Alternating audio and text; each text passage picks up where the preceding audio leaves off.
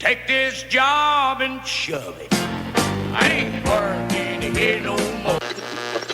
Everybody's working for the weekend. Taking care of business every day. Now it's wow, welcome to the working week. This is another segment of the Working Lunch. I'm your host, Jeff Turgeon. I'm joined by Jennithan Cortes. Welcome back, Jeff. Welcome back, sir. It's been a month. It 4 has. weeks. Yeah. Time flies. I know. How's the end of your summer? Fantastic. It's starting to fall. Raining outside all day today. It's raining for the week. We got the. We need the rain, though. October is upon us. Can you imagine that? October is upon us. I can't believe it. I can't either. I hate seasons have seeing- changed. Times have changed. Lots of things going on to career center. So you know what? Apropos. It just I hate seeing the summer end. Oh, I do too. I mean, that's my favorite season. And I know you get out there a lot, right? You go down to Rhode Island a lot. I do actually. I think I covered the whole East Coast this year. Really? New Jersey? Okay, not that far. Well, my East Coast consists of. Where do you go down? You go down to is it Narragansett? Rhode Island. I go to almost as many beaches as I can. I spread the fairness around with Rhode Island beaches, New Hampshire, Mass, Maine this year. So yeah. I get up to Maine and the Cape, but I love the Rhode Island beaches. They got better waves. You know what? I mean, it was just an opportunity to kind of kick back and relax and enjoy the weekends. You know, because Monday through Friday we're pretty busy at the And you career have center. a big event coming up. We have a great event coming up. Oh, I have a great event. Have a big I event. do. Yes, it's the Cortes Chili Cook-Off, my 3rd annual event. This is going to be my first year entering. You are a registered contestant. You know what I have in the front seat of my car? The ingredients. Cans of tomato paste and No. We beans can't and give the secret formula away. I mean, you might be a contender. I'm not giving you the secret. I'm just giving you like the standard ingredients. Okay. Well, you there know what? may or may not be a boot buried deep inside my pot of chili. That's going to make it because it's Don't take hobo themed. Don't take this lightly. This is a serious contest. I mean, we have 6 contestants this year. Yeah. We have about 12 or 14 judges.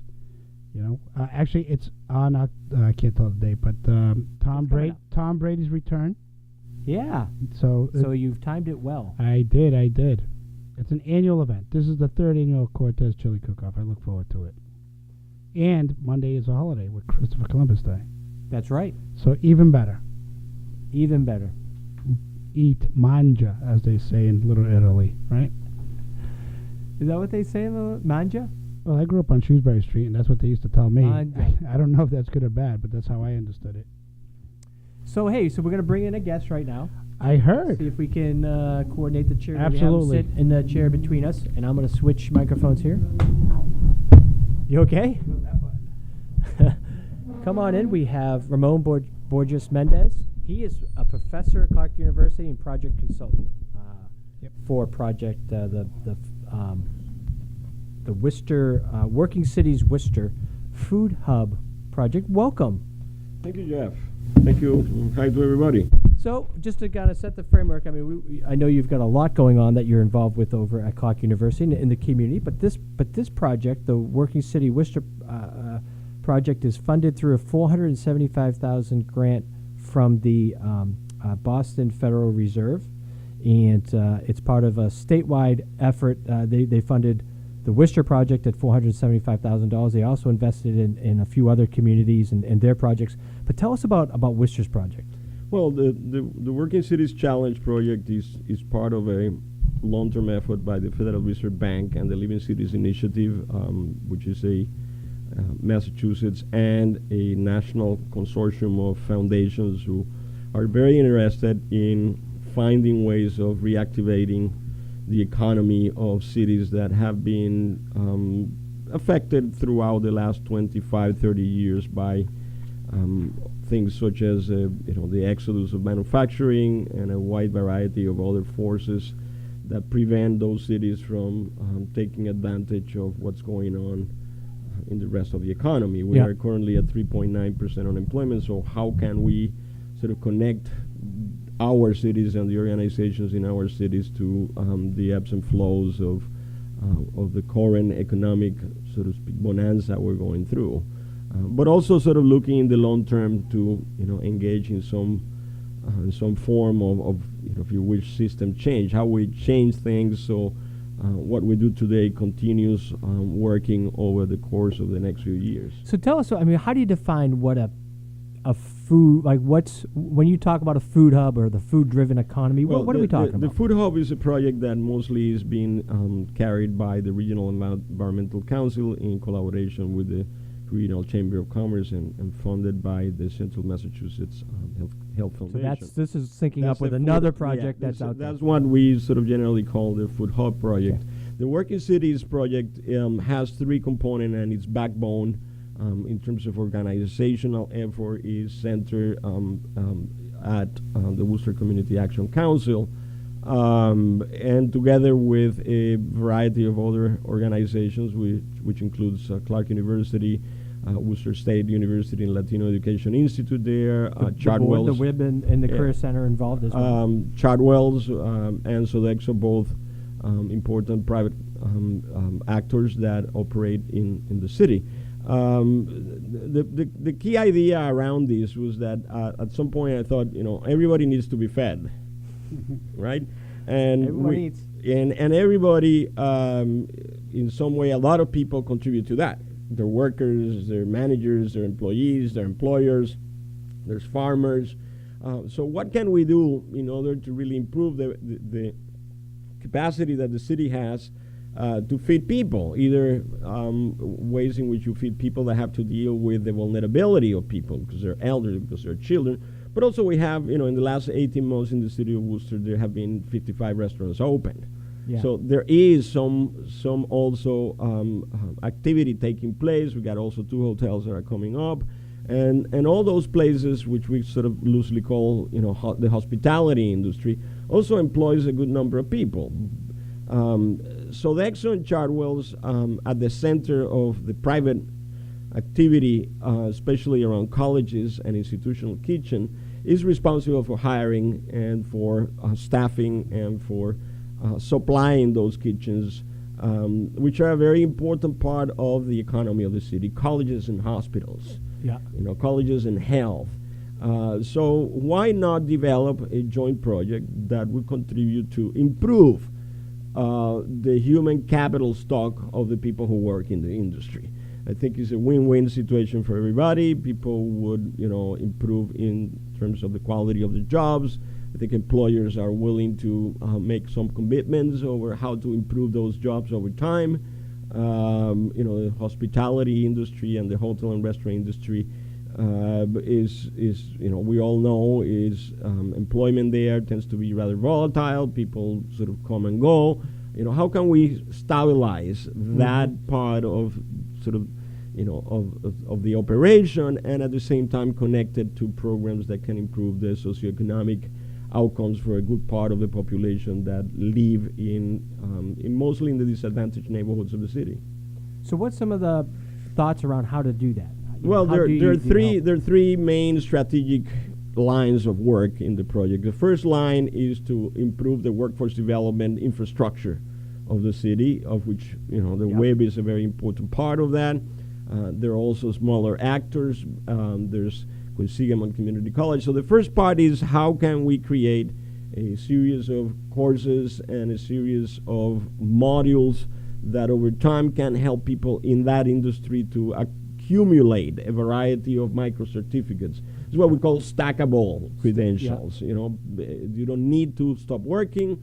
You don't need to take long breaks over your work. People continue to work and study because there's no other thing they could do. So that's the first line of work. That would say that would consume about 60% of our energy. The second strategic line of action will be around creating a support platform for small restaurants, food and food establishments in some key neighborhoods of the city.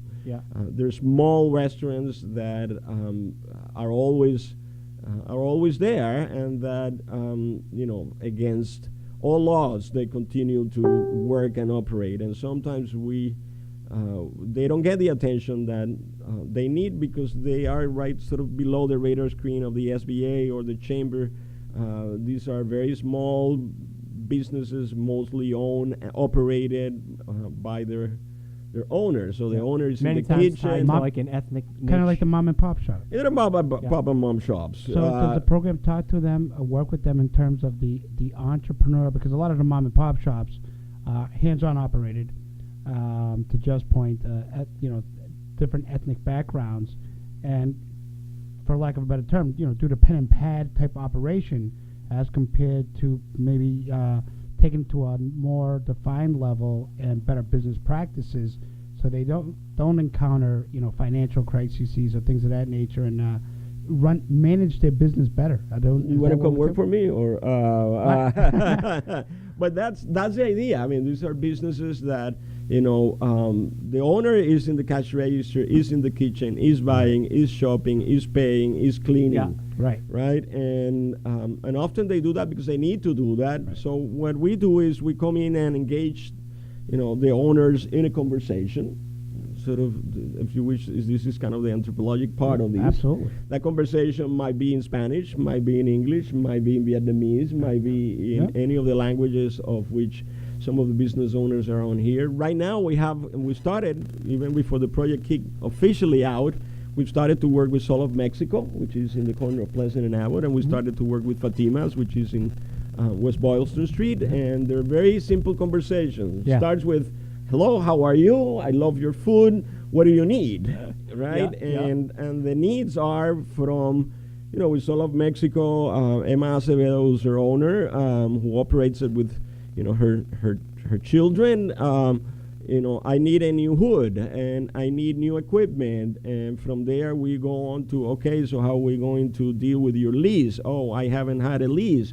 So we talk to the landlord. Is the landlord interested? Yes, the landlord finds it's a good idea because he would have a steady, client over the next 5 years. Then we sort of go and talk to the city. It happens to be that this is a restaurant. And when we really looked into the zoning ordinance, is residential general 5. Oh yeah, but it's been there. We're giving her permits for 8 years. So this is pre-existing non-conforming. So you bring everybody Absolutely. together. Well, one of my first questions would be, how much does that plate cost me as the consumer, and how much did it cost you as an entrepreneur?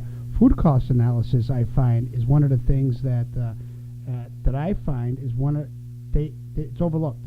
They give you more food, more bang for your buck, by the same token, they're not really sure how much that plate is making them from a profit level, which then goes back to the hood, to the licensing, to the furnishings, lease, to the lease and everything else. It dissolves all into that, but I think it's even sometimes more simple. So okay. I bring in Clark University, I bring in my students, we do the analysis, we sort of, You do the taste test? What's that? You do Yeah, the taste test? Yeah, but I asked We're not sure we want to take you on as a client. We need to test but some more. We need there's another some point. very simple things. So, one day I was sitting and I ate in restaurant A, B, and C, and said, all these people, all of them, they use, and this is quite simple, they all use cilantro. Yes. African cooking takes cilantro a great deal, Vietnamese, needless to say, and Latinos. And I said, well, has anybody done a cilantro map? And what I mean is, where does cilantro comes from, how much it costs, where do each of them buy it? And it's a very simple exercise. You ask them, and I said, where do you buy this cilantro? Where does it come from? Well, it can come from Canada, it can come, depends on the season. It can come Is there a lot of local grown cilantro? No, it's not. For the most part, it's not, but it could be. Yeah. That's the question, So, but if you really, most of them buy it in the restaurant depot, or they buy it in the supermarket. Yeah. So, in the supermarket, a bunch of cilantro is between $1 and $1.15. Whereas in a wholesale fashion, you can buy it down to 69 or even 65 cents. You make numbers. How many do they use? One restaurant, small one, uses 100 bunch a month.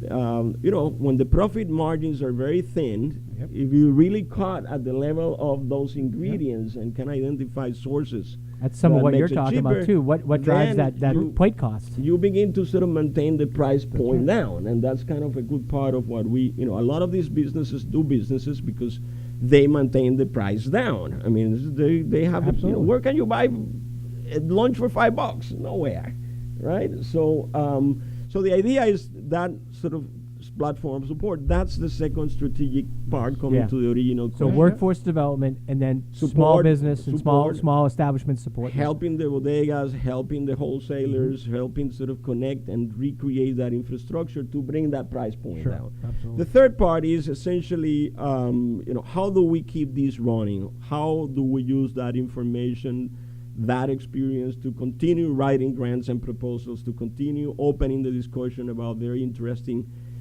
aspects of the food economy we have completely ignored. I'm going to give you quick examples. A few months ago, when we started the discussion with the Yeah. public schools, and people talk about local food production, connecting the farms to the schools. I said the problem here is going to be packaging. Huh. Packaging. Yeah. Yeah, we need sustainable food packaging because when you are shortening and transforming these large-scale supply chains, you need to package according to the specs that those regulatory entities have. And, we were bringing, because of the lack of packaging or because of the lack of coordination about the products that we need in order to cook for the children, Yeah. we were bringing dough from Pittsburgh. Now the dough is coming from Lawrence, right? So wait, the dough for the Worcester Public Schools pizza. Used to come from Pittsburgh. Jeez. Now it's coming from Lawrence, which is sort of, you can supply in 2 days, not in 2 weeks, and it not need come frozen.